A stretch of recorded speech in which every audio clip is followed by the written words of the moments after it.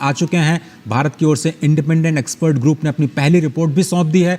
दूसरी रिपोर्ट शायद अक्टूबर में आएगी, जिसका असर आने वाले दिनों में आपको प्रेसिडेंसी के दौरान दिखाई दे सकता है।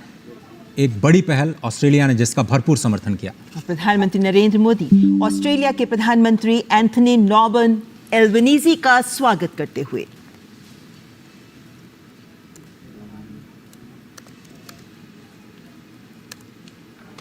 ऑस्ट्रेलिया जिसके साथ भारत अपने संबंधों को विभिन्न स्तरों पर आगे बढ़ा रहा है, और इस वक्त ऑस्ट्रेलियन प्रधानमंत्री एंथनी एल्बनीज़ी का प्रधानमंत्री ने स्वागत किया। और इस वक्त G20 के सदस्य देशों के राष्ट्राध्यक्ष, जिनमें कनाडा के प्रधानमंत्री जस्टिन पियर जेम्स ट्रूडो का आगमन, G20 शिखर सम्मेलन पर आने से पहले जस्टिन ट्रूडो ने कई महत्वपूर्ण बयान दिए हैं, लेकिन देखना होगा कि G20 शिखर सम्मेलन में जो चर्चाएं आगे बढ़ेंगी उनमें कनाडा के प्रधानमंत्री क्या पक्ष लेते हैं। तो कनाडा के प्रधानमंत्री जस्टिन पियर जेम्स ट्रूडो का स्वागत करते हुए प्रधानमंत्री नरेंद्र मोदी। और भारत ने स्पष्ट तौर पर कहा है कि जो राजनीतिक या भू राजनीतिक परिस्थितियां हैं उनको भारत ने G20 के विकास के मुद्दे पर हावी नहीं होने दिया, और यही शायद भारत के G20 प्रेसिडेंसी की सबसे बड़ी सफलता कही जा सकती है। क्योंकि ऐसा लग रहा था बहुत सारे देशों को कि शायद भारत कहीं दबाव में झुक न जाए, लेकिन भारत ने स्पष्ट तौर पर किसी का भी बिना कोई पक्ष लिए निष्पक्ष तौर पर इस अध्यक्षता को स्पष्ट तौर पर एक लीडरशिप के तौर पर संभाला। और भारत ने अपनी ओर से बिल्कुल साफ कर दिया कि वो किसी भी तरह के जो भू राजनीतिक परिस्थितियां हैं उनको इस वार्ता पर हावी नहीं होने देगा, क्योंकि ये एक मंच है वैश्विक विकास के मुद्दों को समाधान देने का, एक साझा हल ढूंढने का। और इस वक्त यूरोपियन यूनियन कमीशन की president Ursula von der Leyen. जैसा कि आपको पता है कि 19 देशों के साथ यूरोपियन यूनियन कमीशन बहुत ही इंपॉर्टेंट, और भारत और यूरोपियन यूनियन के बीच इस वक्त हम फ्री ट्रेड एग्रीमेंट की बात कर रहे हैं। सबसे बड़ा ब्लॉक आप देखें, भारत के कारोबारी संबंध लगातार प्रगाढ़ होते रहे हैं। 2018 के बाद देखें तो जो हिस्सेदारी है भारत की European Union as a bloc के साथ, वो करीब करीब दोगुनी हो गई है। 8% से बढ़कर के 18% की हिस्सेदारी कारोबार में स्पष्ट तौर पर नजर आई है। और यूरोपियन यूनियन के साथ कारोबारी संबंधों को और ज़्यादा मजबूत बनाना द्विपक्षीय तौर पर ये भारत की प्राथमिकता। फ्री ट्रेड एग्रीमेंट पर हम बात कर रहे हैं, बायलैटरल एंगेजमेंट्स भी होने हैं प्रधानमंत्री नरेंद्र मोदी के साथ, लेकिन G20 में यूरोपियन यूनियन की महत्वपूर्ण भूमिका। पूरे यूरोप की तरफ से एक मात्र सदस्य जो पूरे यूरोप का प्रतिनिधित्व करता है G20 के इस बहुत ही खास मंच का। तो यूरोपियन यूनियन की कमीशन की president Ursula von der Leyen, जिनका प्रधानमंत्री नरेंद्र मोदी के द्वारा स्वागत किया जा रहा है।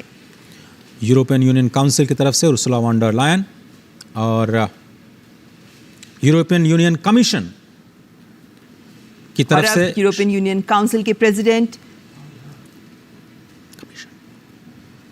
शार्ल मिशेल, जो कि यूरोपियन यूनियन कमीशन के प्रेसिडेंट हैं, और इस वक्त आपकी स्क्रीन पर नजर आ रहे थे। यूरोपियन यूनियन काउंसिल के प्रेसिडेंट शार्ल्स मिशेल, जिनका स्वागत प्रधानमंत्री नरेंद्र मोदी के द्वारा।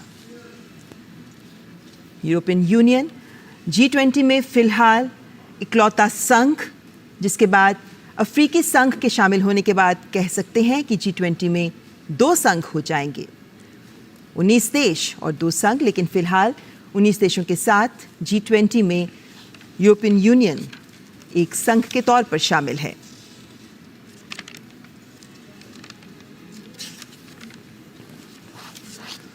जैसा कि आपको पता है कि भारत की प्राथमिकताएं बहुत स्पष्ट हैं। इंक्लूसिव डेवलपमेंट को बढ़ावा देना है, और ये G20 की प्राथमिकताओं में शामिल।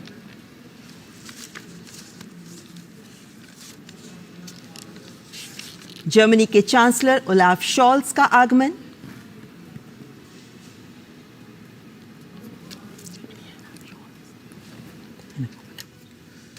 G7 में जर्मनी की बहुत महत्वपूर्ण भूमिका, और G7 के मंच पर जब प्रधानमंत्री नरेंद्र मोदी गए थे तो स्पष्ट तौर पर उनका भव्य स्वागत किया गया था, और वहाँ पर जो क्लाइमेट जस्टिस को लेकर के आवाज़ें उठी थीं उसको जर्मनी का भरपूर समर्थन मिला था।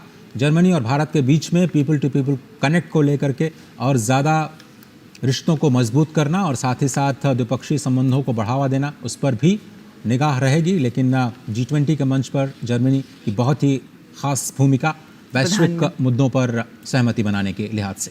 प्रधानमंत्री नरेंद्र मोदी जर्मनी के चांसलर ओलाफ शॉल्ज का स्वागत करते हुए। उनके स्वास्थ्य का हालचाल भी जानते हुए प्रधानमंत्री नरेंद्र मोदी अपनी ज़बरदस्त केमिस्ट्री के ज़रिए, और ये देखा जा सकता है कि जैसे WHO के डायरेक्टर जनरल, उनका भी थोड़ा स्वास्थ्य नासाज था, प्रधानमंत्री ने उनका भी स्वास्थ्य पूछा, लेकिन ये भी दिखाता है महत्व G20 शिखर सम्मेलन का, जहां विभिन्न राष्ट्राध्यक्षों और संगठनों के अध्यक्षों के द्वारा ये प्रयास किया गया है कि वे इसमें ज़रूर शिरकत करें, ज़रूर शामिल हों, क्योंकि इस वक्त का G20 शिखर सम्मेलन इस दौर में पूरा विश्व वक्त के उस मुहाने पर खड़ा है जब चुनौतियां बहुत भीषण हैं और चुनौतियां बहुत मुखर हैं। ऐसे में इस कठिन वक्त में विश्व को अगर आगे लेकर जाना है तो उसमें इस G20 शिखर सम्मेलन में लिए गए निर्णय महत्वपूर्ण भूमिका निभाएंगे। और इसीलिए इस वक्त जो औपचारिक स्वागत आमंत्रित देशों के राष्ट्राध्यक्षों का, G20 सदस्य देशों का और अंतर्राष्ट्रीय संगठनों के अध्यक्षों का किया जा रहा है, ये भी दिखाता है कि इनका यहाँ आना, इस शिखर सम्मेलन में इन सभी संगठनों और राष्ट्रों के अध्यक्षों की उपस्थिति हमारे लिए भी मायने रखती है, G20 के लिए भी मायने रखती है। भारत मंडपम जो बेसब्री से प्रतीक्षा कर रहा है उन मेहमानों की जिनका भी आगमन का इंतज़ार है, और विभिन्न राष्ट्राध्यक्ष जो अब से कुछ ही देर बाद जब फॉर्मल सेशंस शुरू होंगे तो गंभीर समस्याएं विश्व के सामने जो उपस्थित हैं उन पर मंथन करेंगे, उन पर चिंतन करेंगे, ताकि इन चर्चाओं और इस विमर्श से कुछ ठोस नतीजे सामने आ सकें, ऐसे नतीजे जो एक्शन ओरिएंटेड हों, ताकि विभिन्न देश सामूहिक जिम्मेदारी निभाते हुए इन निर्णयों को लेकर आगे बढ़ सकें।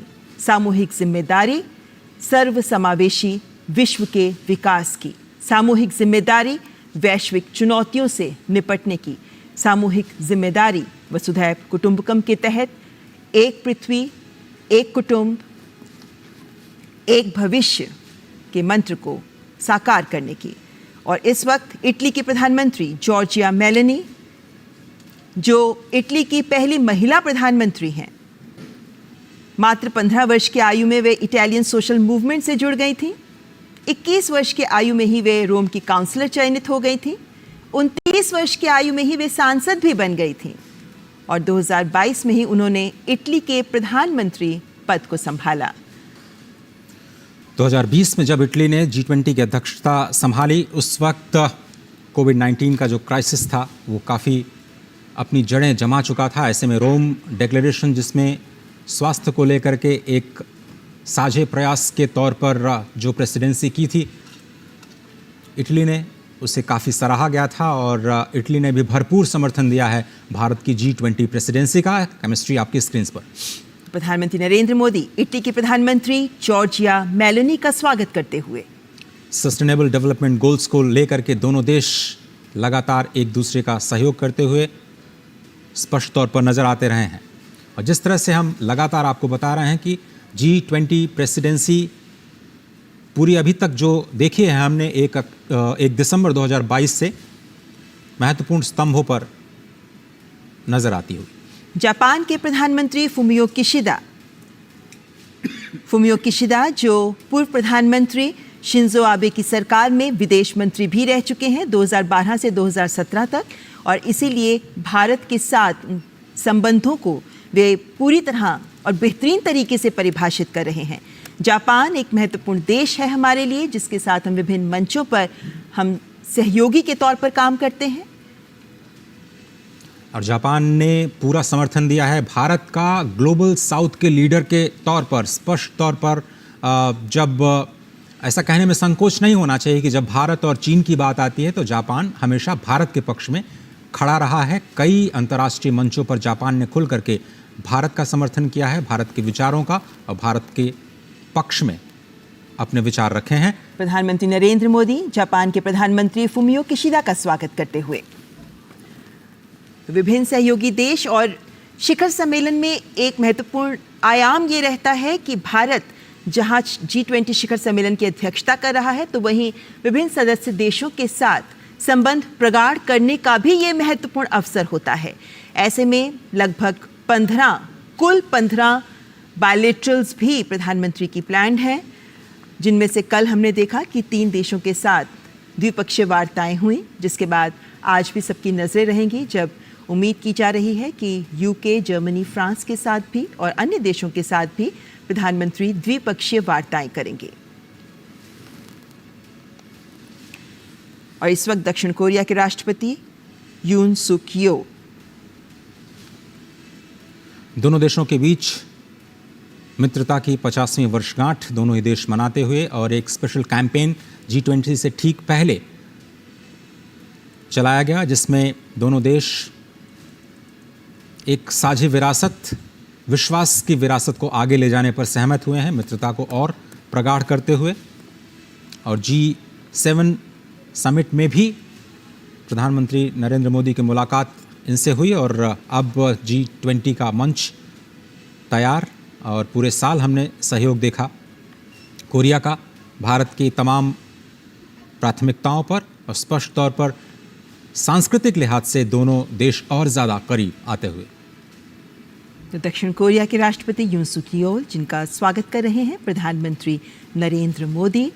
तो कई सदस्य देश जिनके आगमन का इंतज़ार और प्रधानमंत्री नरेंद्र मोदी विशेष रूप से इस औपचारिक स्वागत कार्यक्रम को आगे बढ़ाते हुए G20 शिखर सम्मेलन, जिससे पूरे विश्व को उम्मीदें हैं, और जिन देशों को यहाँ G20 शिखर सम्मेलन में जिनके फ्लैग्स हम देख सकते हैं मंडपम के बाहर सजे हुए, लेकिन इन सभी देशों के ऊपर जिम्मेदारी है, ये जिम्मेदारी है कि इस शिखर सम्मेलन से कुछ ठोस निकलकर सामने आए।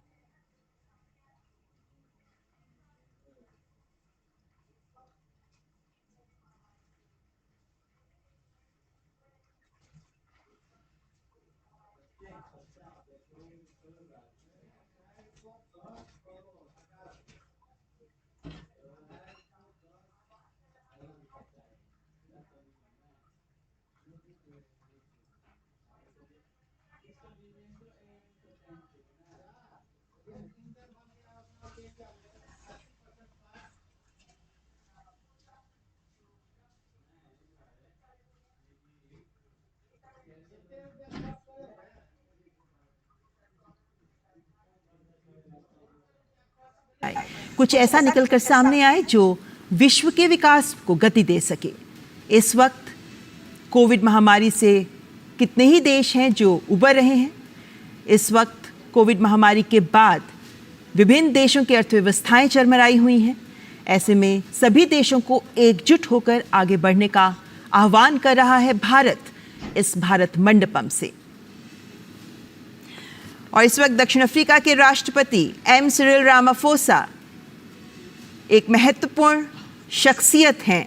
श्री एम सिरिल रामाफोसा जो रंग भेद विरोधी कार्यकर्ता रहे हैं, ट्रेड यूनियन के नेता रहे हैं, पेशे से व्यापारी भी रहे हैं। 2014 से 2018 तक आप दक्षिण अफ्रीका के उपराष्ट्रपति रहे और अब दक्षिण अफ्रीका के राष्ट्रपति के पद पर विराजमान। और G20 शिखर सम्मेलन में दक्षिण अफ्रीका के राष्ट्रपति एम सिरिल रामाफोसा का आगमन।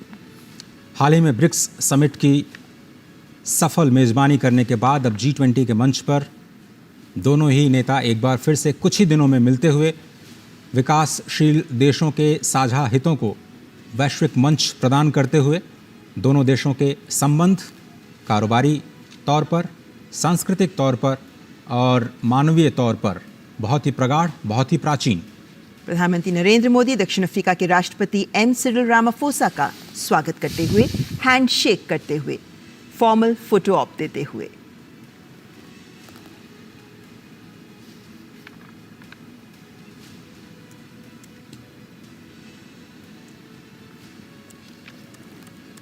भारत मंडपम की खूबसूरती इस मौसम में देखते ही बनती है। विशेषकर रात के वक्त जब ये रोशनी से जगमगा उठता है, तब ये उम्मीद की जाती है कि ये रोशनी पूरे विश्व को रोशन करेगी। और ऐसे में आज जब मौसम भी बेहद सुहावना है, ये दिखाता है कि दिल्ली मौसम के साथ भी तैयार है अपने गणमान्य अतिथिगण का स्वागत करने के लिए। ये विभिन्न देशों के राष्ट्राध्यक्ष जो शक्तिशाली नेता हैं और ये विभिन्न राष्ट्र जो वैश्विक अर्थव्यवस्था में शक्तिशाली राष्ट्र के रूप में विराजमान है। इन सभी राष्ट्रों का और राष्ट्राध्यक्षों का एक ही मंच पर आज उपस्थित होना महत्वपूर्ण संकेत। और इस वक्त तुर्की के राष्ट्रपति रिसेप तैयप एर्दोआन का भारत मंडपम में आगमन। 2003 से 2014 तक आप तुर्की के प्रधानमंत्री रहे हैं। इससे पहले आप इस्तांबुल के मेयर भी रहे हैं और अब तुर्की के राष्ट्रपति के तौर पर महत्वपूर्ण जिम्मेदारी निभाते हुए और G20 के मंच पर अपने देश को प्रस्तुत करते हुए। तुर्की ने 2015 में G20 की अध्यक्षता संभाली थी और उस वक्त इंक्लूसिवनेस, इन्वेस्टमेंट और इम्प्लीमेंटेशन के 3I के इर्द गिर्द पूरी की पूरी प्रेसिडेंसी तुर्की की थी। और भारत की प्रेसिडेंसी में इंक्लूसिव एक पहला एजेंडा जिसको कहा जा सकता है और एक्शन ओरिएंटेड जो हमारा अंतिम एजेंडा है जिसको आप इम्प्लीमेंटेशन के साथ जोड़ सकते हैं।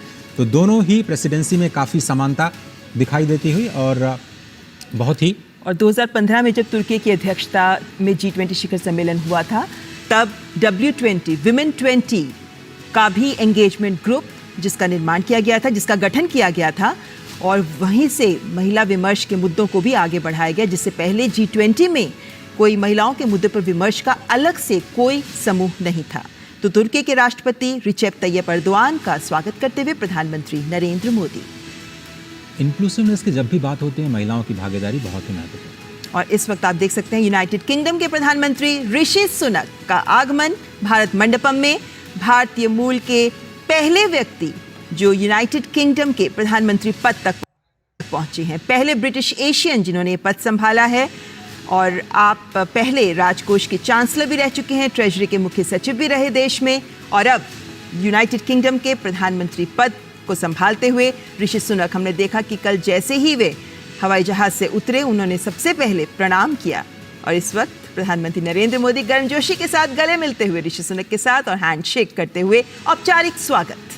G20 का समर्थन और सबकी निगाहें होंगी भारत UK FTA वार्ता पर जो कि बहुत ही फाइनल स्टेज में है और दोनों नेता इसको अंतिम रूप दे सकते हैं। पूरी दुनिया की निगाहें इस पर होंगी कि भारत UK FTA को लेकर के दोनों देश कैसे आगे बढ़ते हैं और G20 के सभी मुद्दों पर समर्थन करते हुए ऋषि सुनक स्पष्ट तौर पर, खुले तौर पर, औपचारिक तौर पर भारत का समर्थन और प्रधानमंत्री नरेंद्र मोदी की लीडरशिप की तारीफ कर चुके हैं।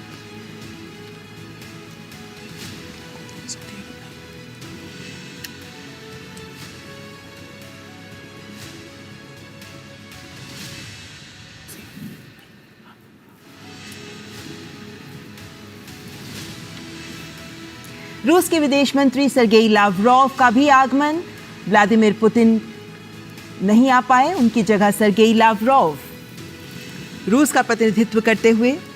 रूस एक शक्तिशाली देश जिसकी आवाज़ G20 शिखर सम्मेलन में महत्वपूर्ण रहेगी, बहुत ही महत्वपूर्ण रहेगी और शायद पूरी दुनिया ये देखना चाहेगी कि रूस का क्या रुख रहा है भारत की प्राथमिकताओं को लेकर के और भारत की प्रेसिडेंसी में जो रशिया के कंसर्न्स हैं फूड सिक्योरिटी के मोर्चे पर या दूसरे जियोपॉलिटिकल टेंशन के मोर्चे पर उसको फाइनल डिक्लेरेशन में किन शब्दों में परिभाषित किया जाएगा, क्योंकि यही वो पैराग्राफ होगा रशिया यूक्रेन क्राइसिस को लेकर के जिसमें सभी लोग ये पढ़ना चाहेंगे, रीड बिटवीन द लाइंस करना चाहेंगे कि क्या कुछ भारत की प्राथमिकताओं में शामिल रहा है। और अगर हम बाली डिक्लेरेशन की बात करें तो भारत का कहना है कि हम इस मुद्दे को बाली डिक्लेरेशन में जो अडॉप्ट किया गया था नेताओं के द्वारा उसको वहीं पर छोड़ना चाहते हैं और G20 की प्रेसिडेंसी में भारत विकास के मुद्दों को शामिल करना चाहता है, उस पर फोकस करना चाहता है, क्योंकि ये एक इकोनॉमिक फोरम है।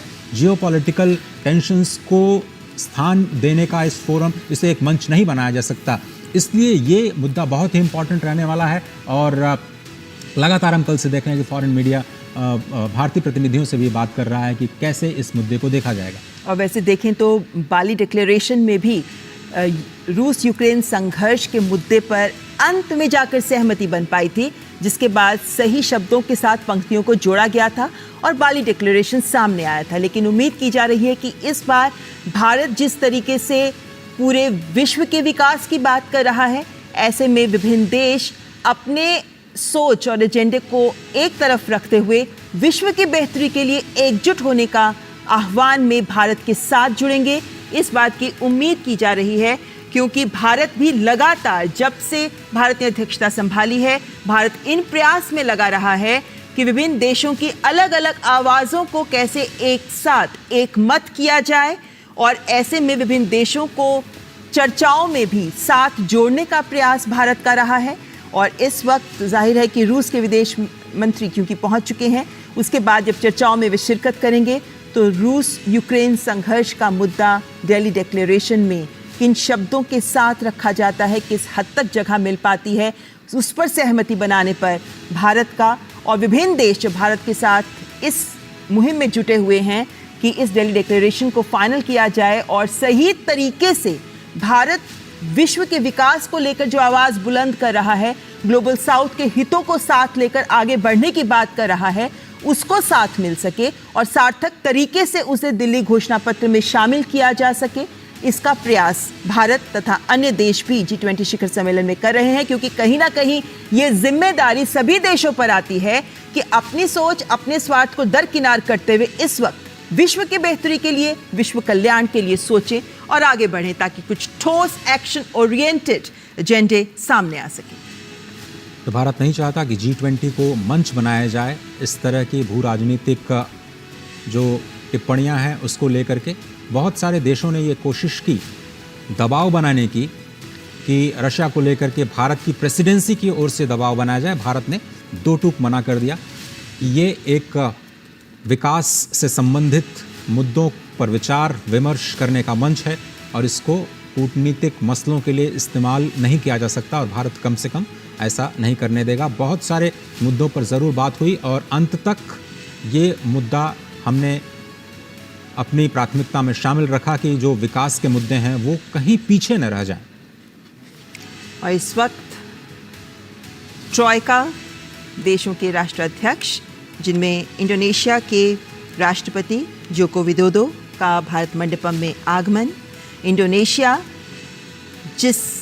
जो पहले अध्यक्ष रहा है ट्रॉयका, यानी वे 3 देश ट्रॉयका में शामिल होते हैं जिनमें जिससे अध्यक्षता भारत ने ली और जिसे भारत अध्यक्षता देगा, यानी ब्राज़ील। और इस वक्त इंडोनेशिया के राष्ट्रपति जोको विदोदो का आगमन हो चुका है। आसियान समिट के दौरान प्रधानमंत्री नरेंद्र मोदी ने इंडोनेशिया की अध्यक्षता का पूरा समर्थन किया और G20 के लिए समर्थन की बात की। आसियान के मोर्चे पर भी उस मंच पर भी उन्होंने G20 के प्राथमिकताओं का जिक्र किया और उन्होंने कहा कि ये सदी एशिया की है, ये सदी हम सब की है और इसलिए जो free and open Indo Pacific है उस पर फोकस करना आसियान क्षेत्र को बहुत ही आवश्यक। और ये ट्रॉयका बड़ा ही इम्पॉर्टेंट, पहली बार ऐसा हो रहा है G20 के इतिहास में कि 3 विकासशील देश लगातार 3 सालों तक, अगर आप साउथ अफ्रीका, दक्षिण अफ्रीका को शामिल कर लें तो लगातार 4 सालों तक ग्लोबल साउथ या विकासशील देशों की आवाज़ के तौर पर ये प्रेसिडेंसी उन मुद्दों को आगे बढ़ाती रहेगी। और इसलिए कहा जा रहा है कि जो भारत अपनी G20 प्रेसिडेंसी में जो लेगेसी छोड़ेगा, जिन मुद्दों पर बात आगे बढ़ी है, वो अगले 2 से 3 सालों में और ज़्यादा मजबूत होती हुई नजर आएंगी। एक मजबूत आधार ज़रूर भारत ने तैयार कर दिया है। और विभिन्न कार्य समूहों की बैठकों पर अगर नज़र डालें, विभिन्न आउटकम डॉक्यूमेंट्स पर भी अगर नज़र डालें तो ये पाते हैं कि हर वर्किंग ग्रुप में, एंगेजमेंट ग्रुप में, या अगर हम स्टैक्स की बात करते हैं तो भारत ने हर जगह ये कोशिश की है कि कुछ नया, कुछ बेहतर, कुछ अधिक बेहतर स्तर देकर एंगेजमेंट ग्रुप्स और वर्किंग समूहों के दौरान कुछ आउटकम्स बेहतर सामने आए। ऐसे में स्टार्टअप 20 की शुरुआत करना या फिर महिलाओं के मुद्दों पर वर्किंग ग्रुप की घोषणा करना, कुछ महत्वपूर्ण और ठोस पहल के माध्यम से भारत ये सुनिश्चित कर रहा है कि सभी वर्गों का, सभी देशों का कल्याण हो सके। और अपनी अध्यक्षता में भारत जिस व्यापक स्तर पर भारत ने आयोजन किए हैं, जिस व्यापक स्तर पर सभी देशों को शामिल किया है, वो ये दिखाता है कि भारत एक अलग आयाम दे रहा है G20 शिखर सम्मेलन को। और इस वक्त ब्राज़ील के राष्ट्रपति लुइस इनासियो लुला दा सिल्वा, ब्राज़ील जो भारत से अध्यक्षता ग्रहण करेगा, भारत के बाद ब्राज़ील G20 शिखर सम्मेलन का अध्यक्ष होगा। ऐसे में ट्रॉयका के तहत ब्राज़ील के राष्ट्रपति लुइस इनासियो लुला दा सिल्वा भारत मंडपम में आगमन। ब्रिक्स के साझे सदस्य के तौर पर भारत और ब्राज़ील लगातार प्रतिनिधित्व करते रहे हैं एशिया का और विकासशील देशों का। ब्रिक्स के मंच के ज़रिए ही दोनों देशों को एक सशक्त आवाज़ भी समझा जाता है विकासशील देशों की, और इसलिए कहा जा रहा है कि ये जो ट्रॉइका है बहुत ही इम्पॉर्टेंट है। भारत से प्रेसिडेंसी अब ब्राज़ील को सौंपी जाएगी और कल शाम इसकी औपचारिक घोषणा की जाएगी। प्रधानमंत्री नरेंद्र मोदी ब्राज़ील को आधिकारिक तौर पर G20 2023-24 की अध्यक्षता सौंपेंगे और हालांकि ये सितंबर, ये जो कल डिक्लेरेशन किया जाएगा, ट्रांसफ़र किया जाएगा प्रेसिडेंसी, उसके बाद भी भारत की ओर से काम जारी रहेगा 30 नवंबर तक। 1 दिसंबर से ऑफिशियली ये प्रेसिडेंसी जारी और विकासशील देशों को, मुद्दों को प्राथमिकताओं के तौर पर ज़रूर शामिल किया जाएगा। पूरे विश्व को यही उम्मीद। तो ब्राज़ील के राष्ट्रपति लुइस इनासियो लुला दा सिल्वा का स्वागत करते हुए प्रधानमंत्री नरेंद्र मोदी। G20 शिखर सम्मेलन, जिससे कुछ ही पलों बाद पहले सत्र का औपचारिक आरंभ होगा और उस पहले सत्र में वन अर्थ विषय है। और ऐसे में उम्मीद की जा रही है कि जिस एकात्मवाद की सोच के साथ भारत आगे बढ़ रहा है, जिस बंधुत्व की भावना को भारत आगे बढ़ा रहा है, वो भावना इन चर्चाओं के तहत निकलने वाले आउटकम में भी परिलक्षित होगी। इस बात का अंदाज़ा, इस बात की उम्मीद लगातार की जा रही है। और ऐसे में विभिन्न राष्ट्राध्यक्षों का भारत मंडपम में आगमन और उसके बाद पहले सत्र में उनका शामिल होना ये उम्मीद जताता है कि कुछ सार्थक चर्चा, सार्थक विमर्श निकलकर सामने आएगा। हम जानते हैं कि शेरपा ट्रैक पहले ही विभिन्न बिंदुओं पर, विभिन्न मंचों पर, विभिन्न एंगेजमेंट ग्रुप्स और वर्किंग ग्रुप्स के सजेशंस, रिकमेंडेशंस को साथ लेकर डॉक्यूमेंट्स तैयार कर चुका है, जिस पर मुहर लगाएंगे विभिन्न राष्ट्राध्यक्ष।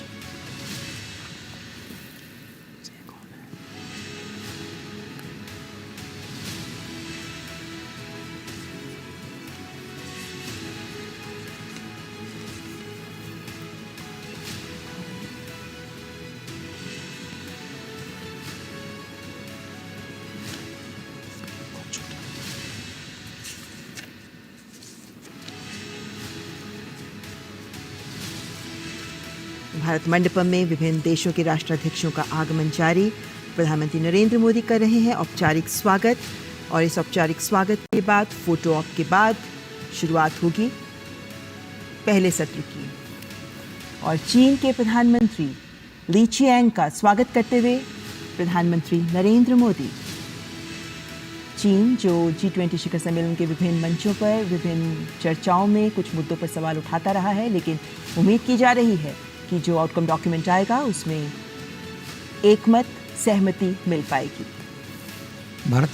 भारत के वित्त मंत्री के साथ चीन के जो समकक्ष हैं वित्त मंत्री, उनकी मुलाकात गांधीनगर में हुई थी और उसके बाद ये उम्मीदें अब उठने लगी हैं कि चीन बहुत सारे मुद्दों पर शायद भारत का समर्थन कर सकता है, भारत की प्रेसिडेंसी का समर्थन कर सकता है।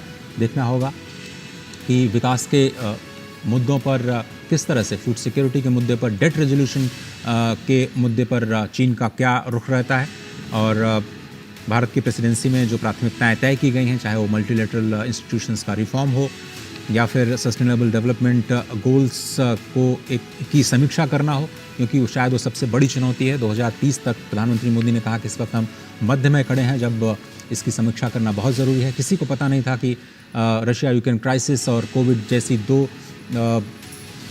दो संकटों से पूरी दुनिया का सामना होगा और उसका असर SDGs के जो लक्ष्य हैं उन पर स्पष्ट तौर पर दिखाई देगा। ऐसे में अब रिकवरी की तरफ वर्ल्ड का पूरे विश्व का फोकस जो है वो अब जाता हुआ, और इस रिकवरी को कैसे और ज़्यादा स्ट्रांग बनाया जाए, कैसे इंक्लूसिव बनाया जाए, उस पर लगातार भारत की प्रेसिडेंसी ने काम किया है और उसका नतीजा आज और कल की लीडरशिप समिट के दौरान पूरी दुनिया को दिखाई देगा। इस वक्त जो 18वां G20 शिखर सम्मेलन का आयोजन हो रहा है, ये उस दौर में हो रहा है जब विश्व कोविड महामारी से बाहर निकल रहा है। बहुत से देश ऐसे हैं जो अभी कोविड महामारी से उबर रहे हैं। ऐसे में जो चुनौतियां सबके सामने हैं, खासतौर पर विकासशील देशों के सामने, हालांकि G20 हमेशा से एक आर्थिक मंच रहा है, लेकिन पिछले कुछ वर्षों में अन्य महत्वपूर्ण मुद्दे भी इसके साथ जुड़ गए हैं और उसी के चलते इस बार के G20 शिखर सम्मेलन को भारत ने नए आयाम देने का प्रयास किया है और ये भारत मंडपम के दृश्य जो सीधे आप तक पहुंच रहे हैं, ये भारत मंडपम जिसमें अब से कुछ ही पलों के बाद, औपचारिक स्वागत के बाद कुछ ही पलों बाद पहले सत्र का शुभारंभ हो जाएगा और जिसमें गंभीर विमर्श, गंभीर चिंतन सामने आ सकता है। भारत इस वक्त इस बात को सुनिश्चित कर रहा है कि सभी देश एकजुट हों। ऐसे में जब पूरे विश्व में इस वक्त देखा जा रहा है कि सब अपने स्वार्थ, अपने विकास को लेकर आगे बढ़ रहे हैं, भारत ने एक आवाज़ बुलंद की कि विश्व को एकजुट होकर आगे बढ़ना होगा, तभी संपूर्ण विश्व का विकास हो पाएगा।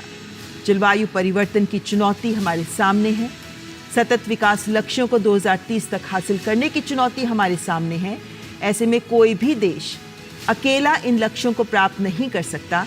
ऐसे में सभी को एक मत होकर एक पृथ्वी के लिए कार्य करना जरूरी है, क्योंकि सभी देश एक दूसरे से इंटरकनेक्टेड हैं, जुड़े हुए हैं। इसीलिए सभी देशों को एकजुट होकर, सबको एक साथ मिलकर एक कुटुंब की तरह निर्णय लेने होंगे और ठोस कार्य को आगे लेकर, लक्ष्यों को लेकर आगे बढ़ना होगा। तभी हम साझा भविष्य, एक भविष्य हासिल कर पाएंगे। जो चुनौतियां हमारे सामने हैं, चाहे उसमें हम विश्व शांति की बात करें, विश्व की समृद्धि की बात करें, विश्व कल्याण की बात करें और उन देशों की बात करें जिन्हें अभी तक विश्व नज़रअंदाज करता आया है, उन सबको अगर आगे लेकर जाना है, विश्व को वाकई विकास करना है, तो भारत ने इसे परिभाषित किया है कि सबको सामूहिक जिम्मेदारी लेते हुए मिलकर आगे बढ़ना होगा, मिलकर कार्य करना होगा।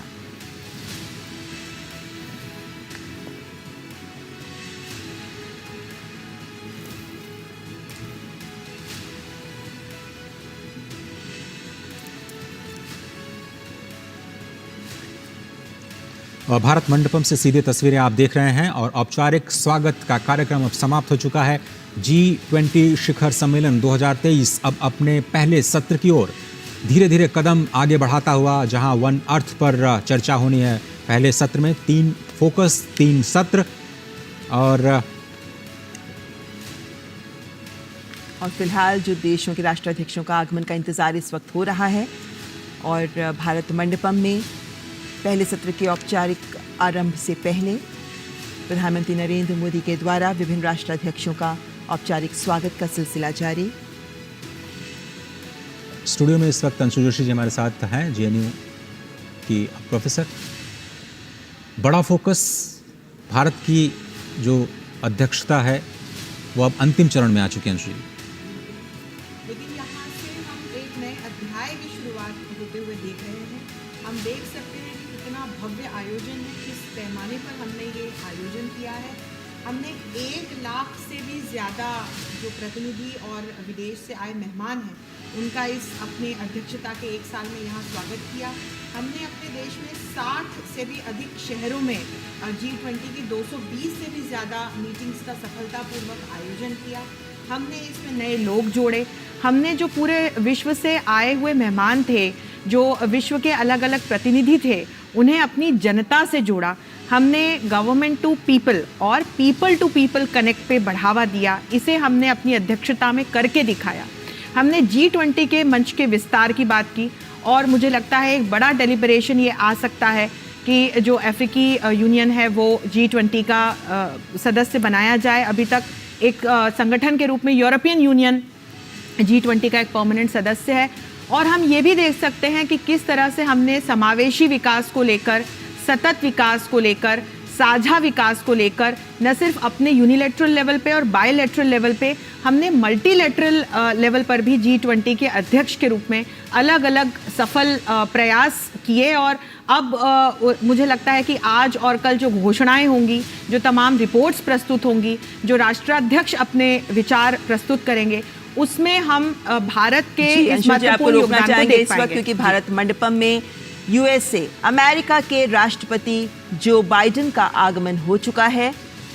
कल हमने देखा कि भारत और अमेरिका के बीच द्विपक्षीय वार्ता भी हुई और कल हमने ये भी देखा कि कैसे अमेरिका के राष्ट्रपति जब दिल्ली पहुंचे तो सबसे पहले वो सीधे प्रधानमंत्री के आवास गए और वहां उन्होंने प्रधानमंत्री नरेंद्र मोदी के साथ मुलाकात की और दोनों देशों के बीच जो वार्ता हुई उसके बाद कुछ ठोस परिणाम जो सामने आए, उसमें दोनों देशों के बीच के द्विपक्षीय संबंधों को जो पहलू परिभाषित करते हैं, जिसमें तकनीक भी शामिल है, जिसमें इनोवेशन भी शामिल है, जिसमें आर्थिक और व्यापार के मुद्दे भी शामिल हैं, इन्हें आगे बढ़ाने को लेकर प्रतिबद्धता दोबारा से जाहिर की गई।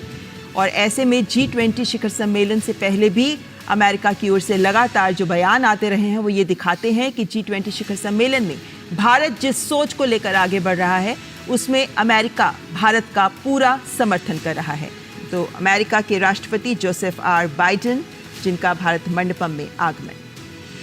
और अमेरिका के पहले स्टेट विजिट के दौरान जिन मुद्दों की शुरुआत प्रधानमंत्री मोदी ने की थी उसको और आगे बढ़ाते हुए दोनों ही नेता अपने द्विपक्षीय वार्ता के दौरान और G20 के मंच पर भी जो वैश्विक मुद्दे हैं, भारत की प्राथमिकता के मुद्दे हैं, अमेरिका ने उनका खुल करके स्वागत किया है। मल्टीलेटरल एजेंसीज इंस्टीट्यूशंस में रिफॉर्म्स के मुद्दे पर अमेरिका स्पष्ट तौर पर भारत का समर्थन करता हुआ नजर आया है। UNSC की स्थायी सदस्यता का भी अमेरिका ने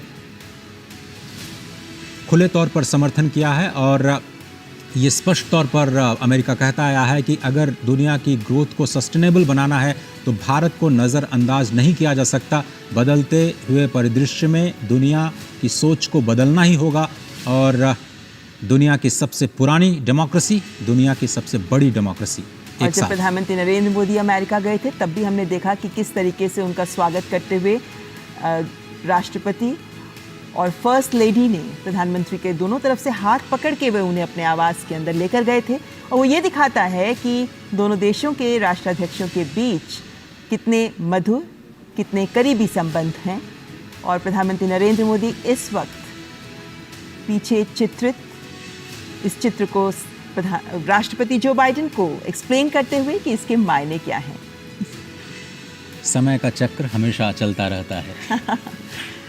एक सांकेतिक बयान कह सकते हैं इसे, लेकिन हाँ, प्रधानमंत्री नरेंद्र मोदी जिस तरीके से हमारे देश की संस्कृति में गौरव महसूस करते हैं और इसको सबके सामने रखते हैं, वो ये दिखाता है कि भारत जैसा सांस्कृतिक रूप से समृद्ध और विविध देश विभिन्न मंचों पर इस समृद्ध भारत की विरासत को प्रदर्शित करना महत्वपूर्ण है, क्योंकि ये भी भारत की एक ताकत है। तो अंशुल जी, मैं ये भी जानना चाह रही थी आपसे कि हम जब जन भागीदारी की बात करते हैं तो हमने देखा कि विभिन्न एंगेजमेंट ग्रुप्स में, उदाहरण के तौर पर महिलाओं की अगर मैं बात करूं तो आंगनवाड़ी वर्कर्स तक लेकर यहाँ तक कि जो स्ट्रीट वेंडर्स हैं उनको भी लिया गया, यहाँ तक कि जो असंगठित क्षेत्र की महिलाएं हैं जो घरेलू घरों में काम करती हैं उन तक भी पहुँचा गया। तो क्या ये भी साबित करता है कि भारत का एक ये भी प्रयास है कि जो कुछ स्टेप्स, जो कुछ निर्णय सामने आए वो ज़मीनी स्तर पर लोगों के जीवन को बदल सके, उसे प्रभावित कर सके, ताकि वो जो बदलाव की बात की जाती है विश्व में वो बड़े बड़े ऐलान नहीं, छोटे छोटे कदमों से सामने आए। और इस वक्त आपको रोकना चाहूँगी फिर, क्योंकि इस वक्त हम स्क्रीन पर दिखा सकते हैं आपको कि सऊदी अरब के किंग सलमान बिन अब्दुल अजीज़ अल सऊद का भारत मंडपम में आगमन। अब क्राउन प्रिंस सलमान बिन अब्दुल अजीज़ अल सऊद का आगमन हो चुका है। अब से कुछ ही देर पहले सऊदी अरब के क्राउन प्रिंस भारत पहुंचे हैं।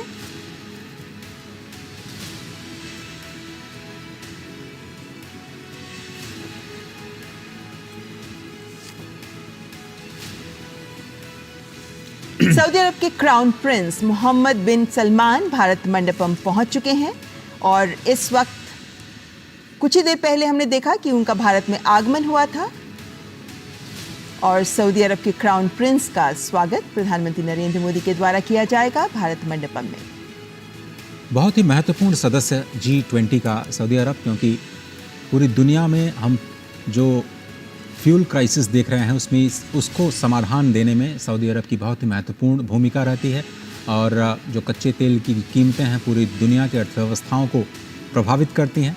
ऐसे में ये जो लीडरशिप दिखाई गई है सऊदी अरब की ओर से भारत के G20 के प्रेसिडेंसी के दौरान, तमाम वर्किंग ग्रुप्स के दौरान जो एनर्जी सिक्योरिटी का मुद्दा है उसमें एक बहुत ही मजबूत स्तंभ के रूप में सऊदी अरब ने एक महत्वपूर्ण भूमिका निभाई है और भारत के G20 का समर्थन किया।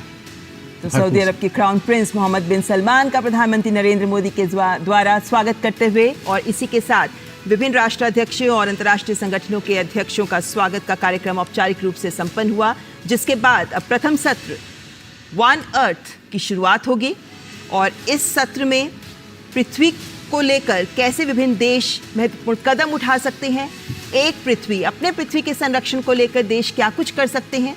ऐसे में अभी तक विभिन्न कार्य समूहों में और एंगेजमेंट ग्रुप्स में जो बातें निकलकर सामने आई, जिसके आधार पर शेरपा ट्रैक में डॉक्यूमेंट तैयार किया गया, ऐसे में विभिन्न देश उस पर मंथन करेंगे ताकि कुछ ठोस नतीजे लेकर सामने आ सके।